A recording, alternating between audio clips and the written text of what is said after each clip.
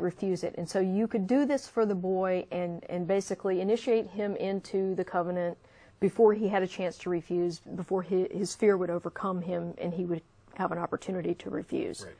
Right. And this was important because it was the father's responsibility to make sure this was done.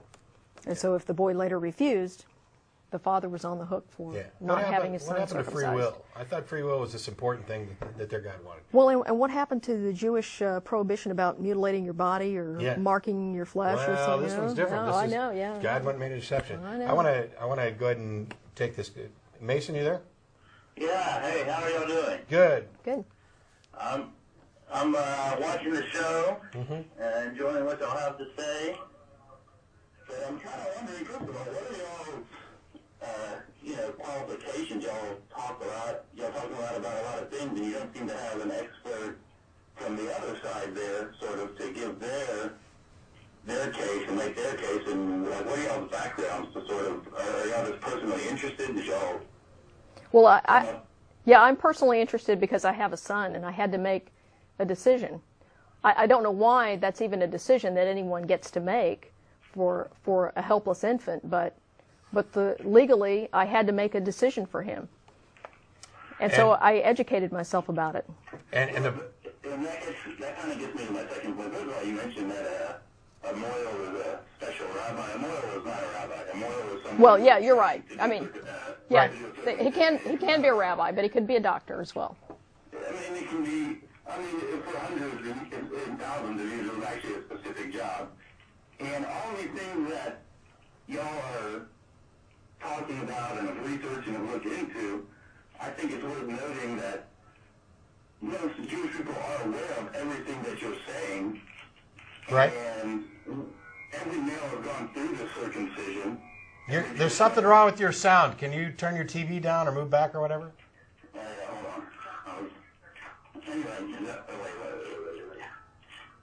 better? Not particularly, but go ahead. Well, anyway, the TV's off. But I was just trying to get the point across to you. First of all, you mentioned the Orthodox Jews and the sucking of the blood from the penis. But you don't mention the fact that that is done in an incredibly minuscule amount of Jewish circumcisions at this point. Actually, what I said was that I don't think most Orthodox Jews do it. For years, they said it wasn't being done at all, but we know that it is being done. I'm not claiming that this is an epidemic. I'm saying that this is the tradition. I never gave any numbers. The practice, I would say that the tradition is what you're currently doing, and I would tell you that 99.99% of the people out there. Okay, where did you get that number?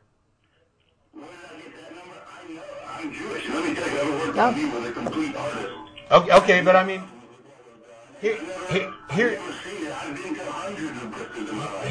here's my point. You call in to ask what our qualifications are. We're giving information from medical organizations. We're talking about history. We're giving our stuff on it, but I'm not quoting numbers unless I have facts from an organization. And yet you're comfortable with exaggerating to say 99.9%. Let's be honest. You just pull that number out of your ass. I am pulling the number out. I'm making it up, but I'm telling you, like, the average Jewish person is such a small minority of people that still do that. I understand. Okay. I understand. I had to put you on hold. There's something really, really wrong with your phone connection. I had to put you on hold. We understand that this is an extreme minority. It may have even been, let's say it was a practice that completely stopped, just like cutting with flint. That's not what our objection is at all. And we haven't actually we're just giving background information. We haven't, I don't think, really got to the point of stating what our position is and why, actually, yet.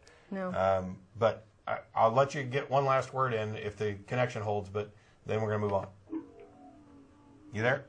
Yeah, the way you're presenting it really makes it look as if it's something barbaric, something that is harming the child. It is barbaric. It is barbaric. It is.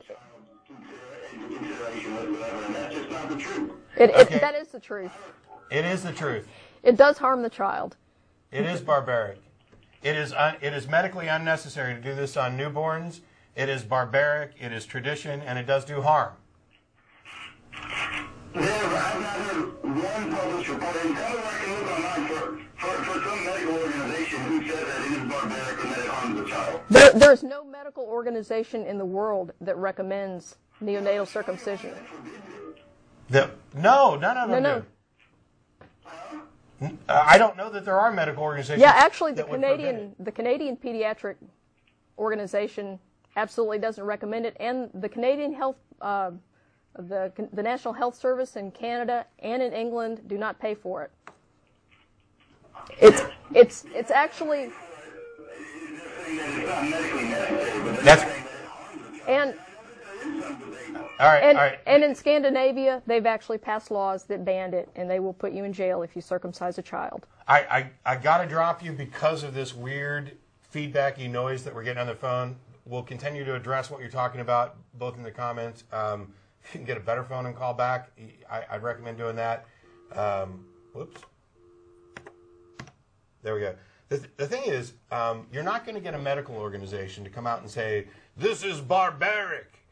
This is a contentious issue that is related to lodge choice.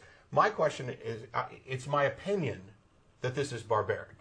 That's it. In my view, this is barbaric. In Jen's view, it's yes. barbaric. The fact that it does harm, I think is something that is absolutely beyond question. We are removing a part of a human being without their consent. There's pain involved. That alone is harm. There is risk involved. That alone is harm. When we're talking about, we mentioned earlier, and I have information here, pro and con, with regard to circumcision and possible medical benefits of circumcision. What we're objecting to is routine infant circumcision. There is no medical justification for this. If you had a grown man, do you think it would be fair? Do you think it would be right to circumcise a grown man without their consent? Would that not be a violation of their rights as a human being? I think almost everybody would agree that it is. You don't have that right. Why then is it okay to do this to an infant who cannot give consent? Is it simply because parents own their children and get to do whatever the hell they want? If that's the case, why not let the parents perform an appendectomy? An appy is relatively normal surgery. It's not, I mean, yes, it's more invasive than a circumcision. I'm not equating the two. But I tell you what, we remove that kid's appendix, I can provide a 100% guarantee that he will never suffer appendicitis or ruptured appendix because it's gone. Hey, you know what? We could cut the whole penis off and guarantee that he would never get an STD from sexual activity because he can't. The question at this point becomes one of rights of an individual, including an infant, and a cost-benefit analysis, for lack of a better phrasing, of what are the potential risks. All I'm saying, and I think all Jen's saying, although I'll let her get back to more what she wants to talk about in a second, is give everyone their rights. Let them make an informed decision on their own. There's absolutely no reason to perform a circumcision on an infant. They're not going to be having sex at 1 or 2 years old. They are at no risk from sexually transmitted diseases, even if that's a benefit. Get them up 12 as a coming of age, like when it used to be done. Provide them all the medical information you can. Let them make an informed decision.